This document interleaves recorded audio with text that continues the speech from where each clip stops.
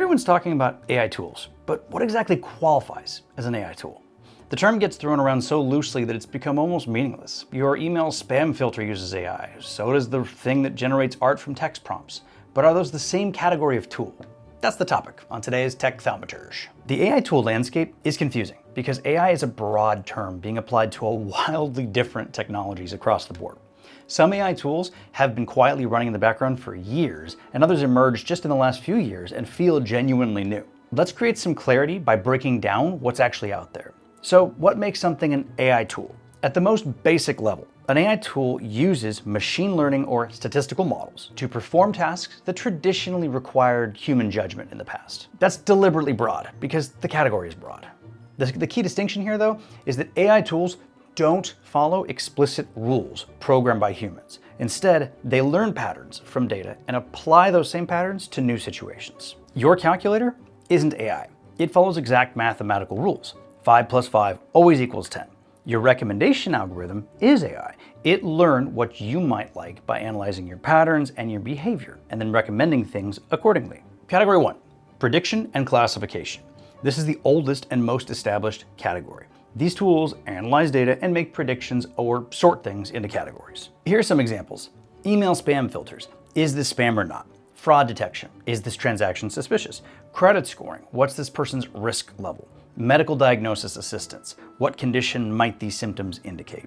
These have been running in the background for years, usually invisibly. When your bank texts you about a suspicious charge, that's AI at work, just an older version of AI. What are they good for? Pattern recognition in large data sets, consistent decision-making at scale, catching things humans might miss. What they're not good for, explaining their reasoning, handling truly novel situations, or being 100% accurate. Category 2, content generation. This is the category that exploded recently. Tools that create new content based on patterns learned from existing content. Text generation, large language models that write, summarize, translate, and converse. Chatbots, writing assistants, and coding helpers all fall into this category. Image generation, tools that create images from text descriptions trained on millions of existing images.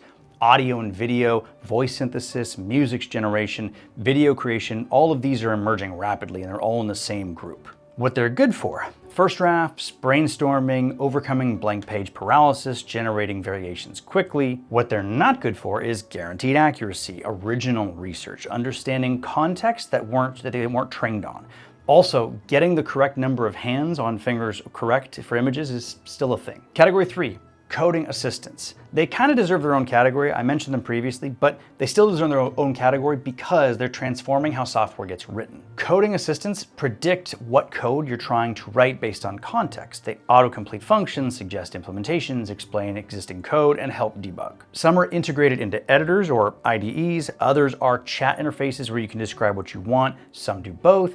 The ones that you sent out to create code based on what you tell it to are called agents, or sometimes called agentic workflows. What they're good for includes boilerplate code, common patterns, learning languages or frameworks, rubber duck debugging, implementing features with kind of very clear product requirements and acceptance criteria that's been outlined. What they're not good for: big architectural decisions, understanding your specific code base's quirks, security keep critical code without review. Category 4, automation and workflow. Tools that use AI to automate repetitive tasks or optimize your workflows. Examples include scheduling assistants that find meeting times, data entry automation that extracts information from documents, customer service bots that handle common questions, process optimization tools that identify inefficiencies in work. These all combine AI capabilities with traditional automation that handle end-to-end workflows. Here's what they're good for: repetitive tasks with consistent patterns, scaling operations without scaling headcount, freeing humans for higher value work. Here's what they're not good for: tasks requiring judgment, unusual situations, anything where mistakes have high costs. Category 5, search and research. A newer category, tools that combine retrieval with generation, often called RAG or retrieval augmented generation. Note that retrieval augmented generation, or RAG, just means going to get research stuff if the AI doesn't know the answer. Instead of just finding documents, these tools read and synthesize answers. You ask a question, they search sources and compose a response. In a best case scenario, they find and provide incredibly accurate data that saves you countless hours of research. In a worst case scenario, they fabricate, make up, or hallucinate a response and they make up a bunch of fake data. These scenarios were once described to me as a drunk guy at a bar. They know something about everything, but sometimes they are so confidently wrong. So take what they say with a grain of salt and double check your work. So some examples of these include AI-enhanced search engines, ChatGPT, Perplexity, Claude, things like that. Research assistants that summarize papers, knowledge-based tools that answer questions about your documents. What they're good for: quick overviews, finding relevant information, faster synthesizing from multiple sources. What they're not good for is guaranteed accuracy, accessing information they don't have, nuanced interpretation, things like that. Now, within each category, quality varies enormously. Some AI tools are refined products backed by billions of dollars in research. Others are thin wrappers just wrapped around some of those same underlying models. Some are genuinely useful, others are hype. When evaluating an AI tool, ask, what specific problem does it solve? Does it actually handle errors? What are the limitations? Is it better than a non-AI alternative? Uses AI isn't a feature. Solving your actual problem is a feature. Too many companies throw AI into a product simply for the hype of it with no clue how it'll actually solve a problem. Now, regarding hype, here's a practical heuristic. If a product's main selling point is powered by AI, be skeptical. Good AI tools don't need to lead with that. They lead with what they do for you. The AI is an implementation detail, not the value proposition. A good email client helps you manage email efficiently. Whether it uses AI for smart sorting is secondary to whether you actually get your email and makes it easier to manage. When you encounter an AI tool, identify the category.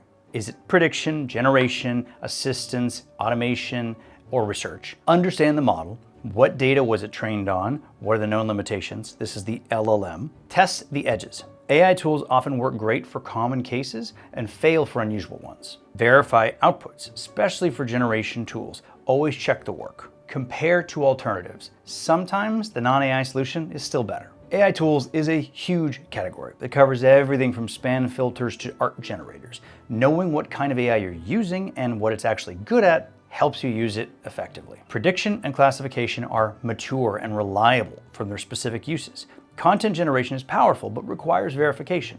Coding assistants accelerate development but do not replace judgment. Automation scales workflows but struggles with exceptions. Research tools synthesize information but can be confidently wrong. Know what you're working with and you'll know what to trust.